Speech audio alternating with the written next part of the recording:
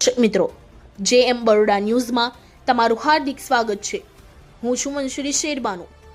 વડોદરા શહેર વારસિયા રોડ ખાતે એમજીવીસીએલ લખેલ ઇકો ગાડીમાં કેન્દ્રીય વિદ્યાલયના વિદ્યાર્થીઓની વર્દી મારવામાં આવેલ હતી। ત્યારે વડોદરા શહેર યુથ કોંગ્રેસના પ્રમુખ પવન ગુપ્તા દ્વારા ગાડી રોકવાનો પ્રયાસ કરતા ઇકોના ડ્રાઈવર દ્વારા પવન ગુપ્તા પર ગાડી ચડાવવાનો પ્રયાસ કરવામાં આવેલ હતો। વધુમાં પવન ગુપ્તાએ જણાવ્યું હતું કે આ જ રીતે વડોદરા શહેરના જુદા જુદા વિસ્તારમાં ખાનગી વાહનોમાં જુદા જુદા કોર્પોરેશનના સિમ્બોલ વાપરી ગાડી ચલાવવામાં આવતી હોય છે, જેનો કોઈ પુરાવો હોતો નથી। ત્યારે આવી ગાડીઓ પર રોક લગાવવામાં આવે।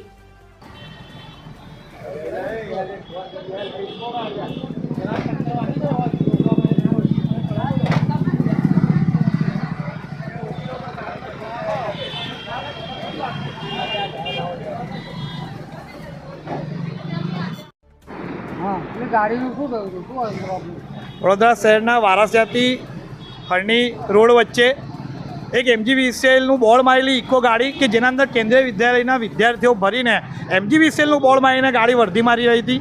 ત્યારે અમારી નજર એના પર પડતા અમે ગાડીને રોકવાનો પ્રયાસ કરી રહ્યા હતા।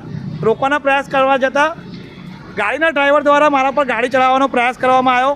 સદનસીબે મારે ગાડી ચડતા રહી ગઈ અને પછી અમે ગાડીને રોકીને અને જ્યારે ડ્રાઈવરની અને એ ગાડી ક્યાંની છે અને કોની છે એની પૂછપરછ કરતાં અમને જાણવા મળ્યું કે જે ડ્રાઈવર છે એ ડ્રાઈવરના ફાધર મધ્ય ગુજરાત વીજ કંપની લિમિટેડના સદા સ્ટેટ ઝોનના અંદર કામ કરે છે, પરંતુ એ જે ગાડી જેના ઉપર એમજીવીસીએલનું બોર્ડ મારેલું છે એ ગાડીના કોઈપણ પ્રકારના પુરાવા કે એ ગાડી એમજીવીસીએલમાં ચાલી રહી છે કે નથી ચાલી રહી એવા કોઈપણ પુરાવા એમના દ્વારા રજૂ કરવામાં નહીં આવ્યા।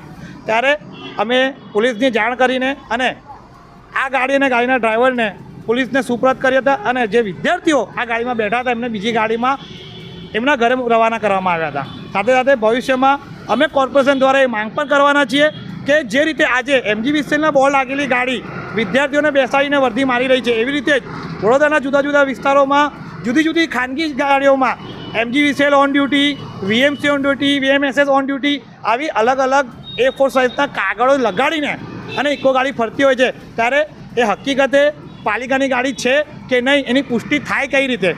આજે વિદ્યાર્થીઓની વર્દી વાગી રહી હતી, આવનાર દિવસોમાં કોઈ ગેરપ્રવૃત્તિઓ પણ એ ગાડીઓમાં આવા બોર્ડ મારીને થઈ શકતી હોય છે એવી સંભાવનાઓ પુષ્કળ રહેલી છે। ત્યારે કોર્પોરેશન અને પોલીસ દ્વારા તાત્કાલિક ધોરણે કોઈ નિર્ણાયક પગલાં લઈને અને સુયોગ્ય બોર્ડ લગાવીને અને ફક્ત એ બોર્ડ લગાવ્યા પછી એ જ ઉપયોગમાં એ વાહનોને લેવામાં આવે એવા કોઈ કાયદા ઘડવામાં આવે ને એવો નિયમ બનાવવામાં આવે એવી માંગ કરવામાં આવશે।